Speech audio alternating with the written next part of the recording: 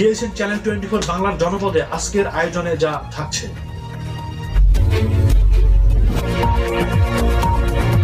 দিনাজপুর জেলার হাকিমপুরে খাট্টাউসনা ঈদগাহ ময়দানে ৭ ও ৮ নং ওয়ার্ড কর্তৃক আয়োজিত দোয়া ও ইফতার মাহফিল। বৃহস্পতিবার প্রায় ২০০০ নেতাকর্মীদের নিয়ে এ দোয়া মাহফিল অনুষ্ঠিত হয়। এ সময় উপস্থিত ছিলেন হাকিমপুর উপজেলা বিএনপির সহসভাপতি মোহাম্মদ শাহিনুর ইসলাম শাহিন মণ্ডল, হাকিমপুর পৌর বিএনপির সাধারণ সম্পাদক মোহাম্মদ নাজমুল হক, বোয়ালদার ইউনিয়ন বিএনপির ৭ নং ওয়ার্ড বিএনপির সভাপতি মোহাম্মদ আতাউর রহমান ও সাধারণ সম্পাদক মোহাম্মদ নূর ইসলাম, সাবেক ইউপি সদস্যবৃন্দ ও বিএনপির বিভিন্ন অঙ্গ সংগঠনের নেতানেতৃবৃন্দ ও প্রিন্ট ও ইলেকট্রনিক্স মিডিয়ার সাংবাদিকবৃন্দ সহ আরও অনেকে।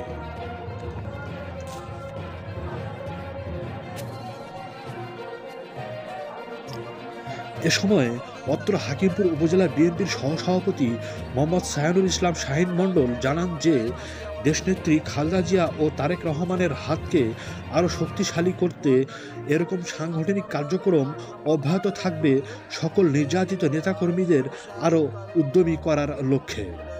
উদ্যোগী হচ্ছে এই দোয়া মাহফিলে আমাদের সকল লোকজন স্বতঃস্ফূর্তভাবে অংশগ্রহণ করেছে।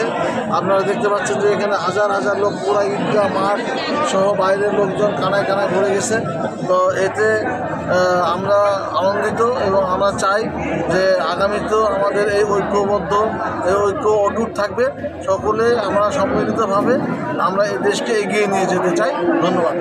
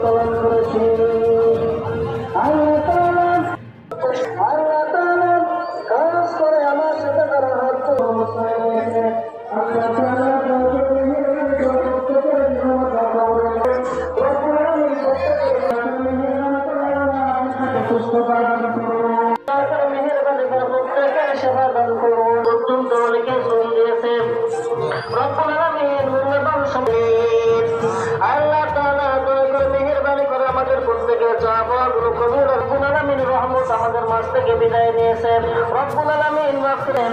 আল্লাহ তাআলা দয়া করে মেহেরবানি করে সঠিকভাবে রোজাগুলো ইফতারিগুলো দান করুন।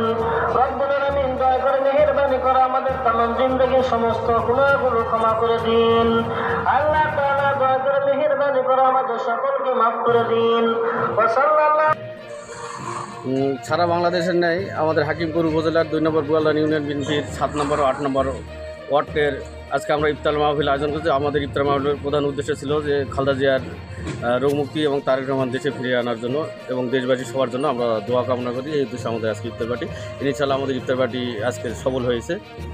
দর্শক, এই ছিল ডিএসএন সারা বাংলা। ধন্যবাদ সাথে থাকার জন্য।